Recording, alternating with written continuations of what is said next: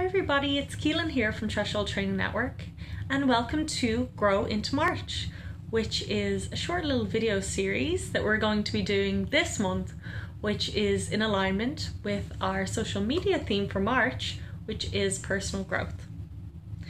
So over the next 4 weeks, I'm going to be taking you through ways that you can set goals and, more importantly, achieve those goals. Before we kind of get started on all that, I think it's really important that we can connect with why goal setting is important.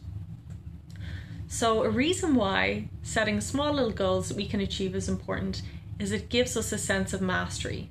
So it helps us to build mastery and makes us feel more effectuous and kind of builds our self-efficacy. So self-efficacy is building the belief in yourself that you can do things.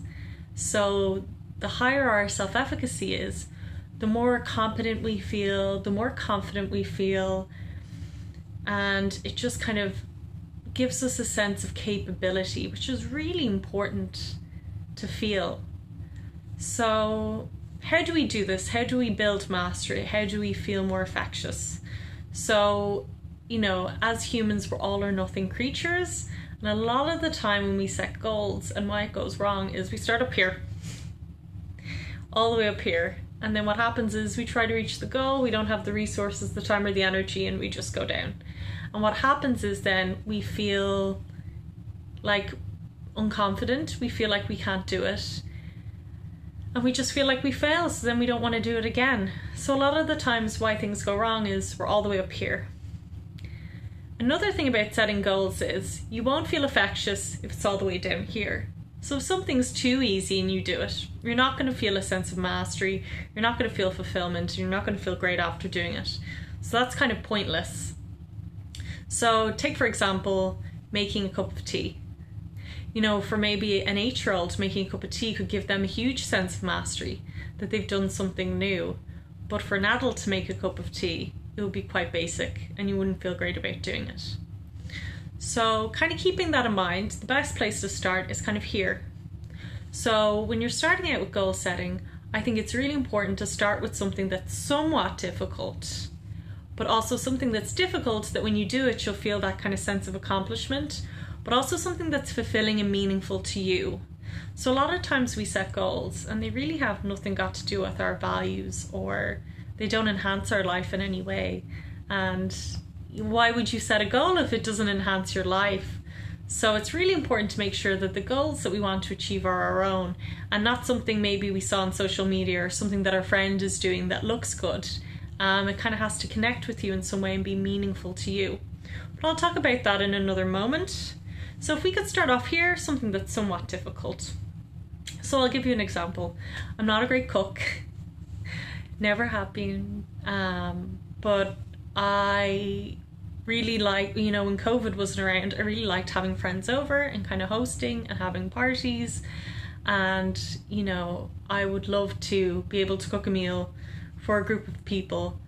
And during COVID, I've kind of been practicing cooking a little bit. So I've started off really small, making stir fries, making omelets, and I'm like building my way up to maybe making, stews or casseroles. And more difficult things. But kind of doing that cooking, it's somewhat difficult for me, and it also, I connect with it because it gives me a sense of hope that when COVID's over, I can have a group of friends over and cook them a really tasty meal. So when I get to have people over for a meal and it's went well, I'm going to feel a huge sense of accomplishment. And even just cooking for myself now and eating it, I already feel a sense of accomplishment. So that's an example. But say, for example, if you're feeling quite down and depressed. So for someone who's feeling depressed, a somewhat difficult goal for them could be getting out of bed in the morning. So you can start off by getting out of bed. And then, maybe a week after getting out of bed, when you feel like you've kind of conquered that, what you could do is do something kind of life enhancing, like going for a walk. And that can be the next level. And then after a week of going for a walk, it could be phoning a friend, and you kind of build on it and build on it. And then what you have in the end is a load of really life-enhancing activities, and you'll feel better. So it's all about taking the smallest action first and kind of building it up all the way since. So it's kind of like Jenga blocks, when you're playing Jenga and you're kind of putting down the blocks, at the end you get a really amazing tower, but you have to start off at the foundation. So with that in mind, maybe it would be good to think about something that's somewhat difficult and challenging for you that you can accomplish this week. And it's great if it's something small that you can keep doing throughout the week. So it could be going for a walk, it could be going to bed on time, something that's somewhat difficult. And then at the end, what you can do at the end of this week is keep building and building and building. And the more you do that, the more it grows. So if you have any questions about building mastery or self-efficacy, you can leave them in the chat box. And I look forward to seeing you tomorrow, where we will talk about goal setting. Take care.